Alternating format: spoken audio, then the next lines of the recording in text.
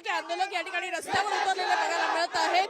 आंदोलक मोठ्या प्रमाणात या ठिकाणी मुंबई महानगरपालिकेच्या समोर रस्त्यावर उतरलेले बघायला मिळाले होते। काही वेळेपूर्वी या ठिकाणी वाहतूक कोंडी देखील झालेली बघायला मिळाली, मात्र आता आंदोलन या ठिकाणी जे आहे ते सुरू असलेलं बघायला मिळत आहे।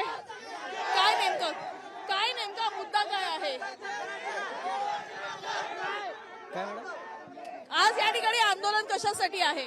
मॅडम, एसटी रिझर्वेशन साठी महाराष्ट्रात आम्हाला आता सध्याला DTNT मध्ये आरक्षण आहे, परंतु आमचा समाज हा आदिम असल्यामुळे आम्हाला एसटी आरक्षणाची आवश्यकता आहे। कधीपासून आंदोलन सुरू आहे?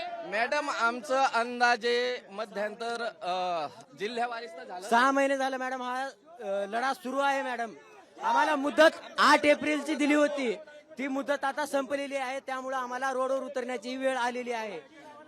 सर, आम्ही लावायचं कुठे पार्किंग? तुम्ही आम्हाला जागा दे, आम्ही लावतो पार्किंग। आमची गाडी लावायचं कुठं? नाही तर आम्ही सगळं चक्का जाम करून टाकू। मग आम्हाला पार्किंग द्या तुम्ही, आम्ही लावतो। बंजारा आरक्षण भेटलं पाहिजे। आंदोलन हे आंदोलन कधीपासून सुरू आहे? नेमक्या मागण्या काय आहेत? मागण्या काय आहेत? आम्हाला एसटी आरक्षण भेटलं पाहिजे आणि पोलीसवाले म्हणते की बाकीचे जे गाड्या आहे सरकारी गाड्याला जागा आहे आणि आमच्या लोकांना जागा नाही म्हणते। आज तुम्ही रस्त्यावर या ठिकाणी उतरलाय, वाहतूक कोंडी करण्याचा प्रयत्न? नाही 2 मिनिटात काढत होतो, ते म्हणते की फाईन मारते येते। थोडंफार त्यांनी पण समजून घेतलं पाहिजे ना। सरकारसाठी आम्ही सामान्य लोकांसाठी नाही का नाही? आता 5-6 महिन्यापासून चालू आहे जागोजागी आंदोलन।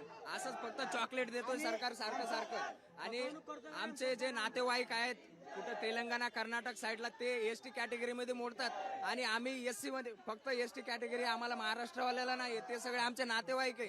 अर्धे बायको एसटी मध्ये मोडते, आम्ही एसटी मध्ये नाही, नवरा एसटी मध्ये आहे तर बायको एसटी मध्ये नाहीये, असं चालू आहे सगळीकडे।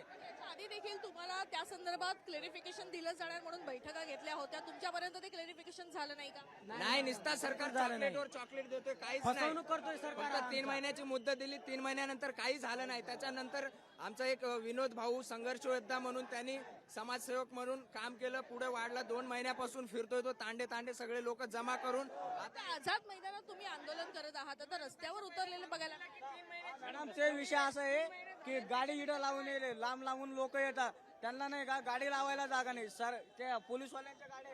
मॅडम, त्यांचं म्हणणं असं आहे की आमचे जे लोक आहे समाज आहे ते आज हे आंदोलन आहे म्हणून इथं 100 रुपये जमा करून गाडी करून आणली आणि 2 मिनिटासाठी रोडवर थांबली, त्याला 1500 रुपये तुम्ही फाईन मारताय। तुम्ही आता हे 100 रुपये जमा करून आणले आणि तुम्ही 1500 रुपये फाईन मारताय कशासाठी?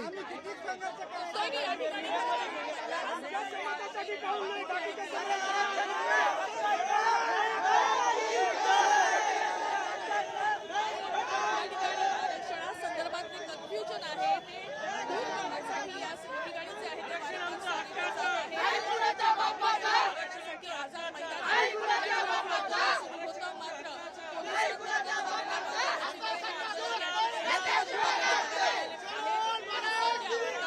परिस्थिती जी आहे ती या ठिकाणी मुंबई महानगरपालिकेच्या बाहेर आझाद मैदानाच्या बाहेर असलेल्या या रस्त्यावर सध्या बघायला मिळते। त्यामुळे सकाळीचा वैदेही काणेकर, साम टीव्ही न्यूज, मुंबई। देश विदेशातील प्रत्येक घडामोडींचे लाईव्ह अपडेट मिळवण्यासाठी आता साम टीव्हीच्या सर्व सोशल मीडिया प्लॅटफॉर्मला लाईक, फॉलो आणि सबस्क्राईब करा। तसंच सर्व नोटिफिकेशनसाठी बेल आयकॉन प्रेस करायला विसरू नका।